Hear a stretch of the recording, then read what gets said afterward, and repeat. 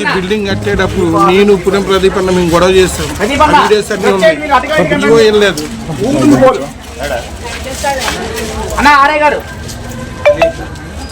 అదే సార్ తెగ మొత్తం పడుతుంది, అది కూడా పడుతుంది.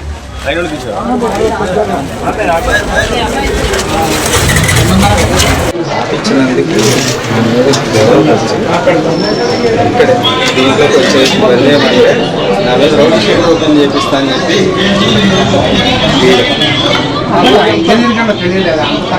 ఈవో గారిని తీసేయాలి సార్. అన్న పోరాడు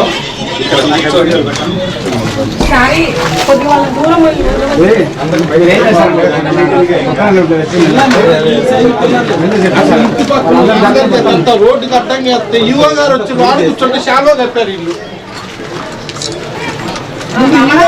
సార్ మేము ఆగాము.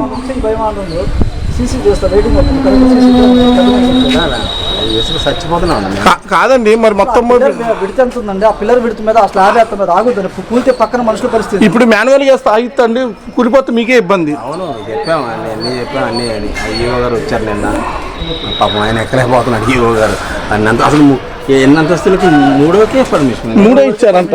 G+2 ఇప్పుడు ఏంటి G+5 వేశారు. G+5 అండి.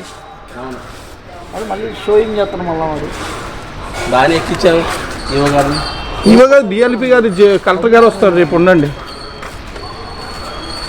2-3 ఫ్లోర్లు పడేయాలి. అది మనకి జనానికి ఇబ్బంది.